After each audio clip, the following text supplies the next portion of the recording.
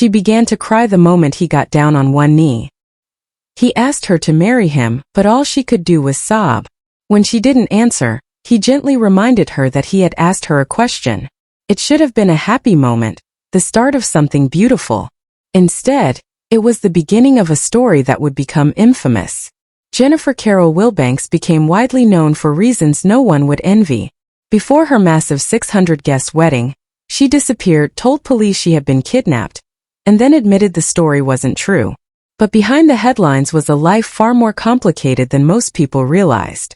Before she ran, she had been hiding things she never dared to say out loud, about her past, her relationship, and the pressure closing in around her. Born in 1973, Jennifer grew up in Georgia in a conservative Baptist community, a place where life moved slowly and expectations could feel heavy. By her early 30s, she was living in Duluth, working at an OBGYN clinic, running almost every day, and staying involved in her church. People saw her as energetic and warm. Few knew about the mistakes she had made in the 1990s. Minor shoplifting charges that led to brief time in jail. She rarely spoke about those years, choosing to move forward and rebuild. In 2003, her aunt introduced her to John Mason, a younger man who had once lived a reckless life but had since embraced religion and stability. The two connected easily. They ran together, talked about faith, and made a pledge to remain celibate until marriage. Jennifer agreed, but the arrangement frustrated her more than she admitted. Friends later said she sometimes confided how difficult it was, though she kept that discomfort tucked away, determined to focus on the future they were planning. The relationship moved quickly. After about a year and a half, John proposed with a 3-carat diamond ring, and she accepted. What followed was a whirlwind of planning. Venue tours, dress fittings, parties, gifts, and a guest list that ballooned into the hundreds. By early 2005, the wedding had become an enormous production scheduled at the Atlanta Athletic Club. The cost was estimated at around $100,000. 28 people were in the bridal party.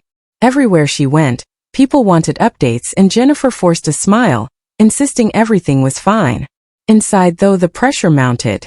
The size of the event, the expectations, the tension around their vow of abstinence, and the normal anxieties of getting married began pressing down on her. She kept up her routine, kept checking boxes on her to-do list, but friends noticed that something behind her bright expressions was beginning to crumble. 4 days before the wedding, on the evening of April 26, 2005, Jennifer left her home for a run. She often went out at that hour, so nothing seemed odd, until she didn't return. John grew increasingly worried as night deepened. By midnight, he was searching the streets himself before finally calling 911. By morning, Duluth had erupted into a massive search effort involving hundreds of volunteers, officers, search dogs, and helicopters. Her disappearance became national news. Her family insisted she would never leave on her own. John found himself defending his innocence even as he was consumed with fear. 2 days passed with no real leads. Then, early on April 29, John received a call from Jennifer. Her voice trembled as she said she had been kidnapped and was in New Mexico. She called 911 next, claiming a Hispanic man and a white woman in a blue van had abducted and assaulted her. Police found her within minutes. She was tired and dirty but had no injuries consistent with her story. Investigators listened anyway, at first treating her as a victim. But something in her account felt rehearsed, unusually detailed, and emotionally disjointed. Soon the truth spilled out. She had run away. The investigation revealed that she had quietly planned her escape. Before her supposed jog, she bought a Greyhound bus ticket and took a taxi to the station. She had shaved off her long hair with a pair of scissors and boarded a westbound bus with only about $140 to her name. She traveled for 3 days, Atlanta to Dallas to Las Vegas to Albuquerque, speaking to almost no one. 2 passengers she briefly talked to later became the inspiration for the fictional kidnappers she described. She checked into a cheap motel under a false name and tried to disappear. But the nationwide panic she saw on TV overwhelmed her, and she eventually called John, too ashamed to admit the truth. Experts later explained that cold feet before a wedding is common, though Jennifer's reaction was extreme. She said she felt crushed by expectations, suffocated by the size of the wedding, and terrified of disappointing everyone around her. A week after returning, she entered inpatient psychiatric treatment. In a public apology, she said she had been running from herself.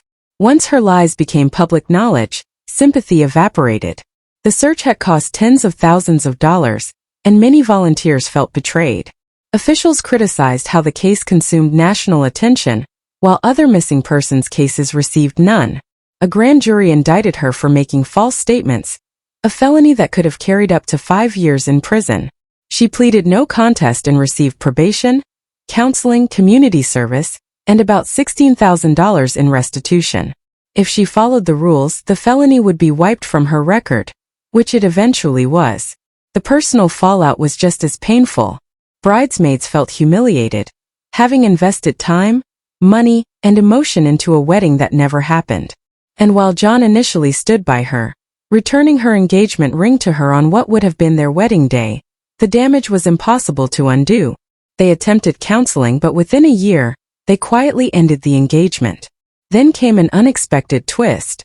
In 2006, Jennifer filed a lawsuit claiming that while she was medicated in the hospital, she had signed over power of attorney to John, who then allegedly sold their story for $500,000 and bought a house in his name. She said he kept the money and pushed her out. John countersued for emotional distress. The bitter legal battle dragged on for months before both sides abruptly dropped their claims. No book or movie ever materialized, and whatever money may or may not have changed hands seemed to disappear from public view. After the lawsuits ended, both tried to rebuild their lives away from the spotlight. John eventually remarried in 2008, choosing a quieter life. Jennifer found love again too. She married a man named Greg Hudson in 2010, and wrote online that everyone needs someone to love. For years, those who knew her described her as private and hardworking.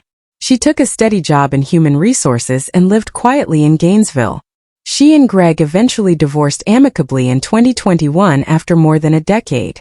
Today, Jennifer Wilbanks is in her early 50s, still living far from the attention that once consumed her life. She has given no tell-all interviews, written no memoir, and rarely speaks publicly. Her silence feels intentional, a way of closing the door on a time defined by fear, humiliation, and regret. Those who were involved in the case, even the officers who arrested her, have expressed hope that she found peace. After everything, perhaps that hope is the closest thing to a real ending her story will ever have.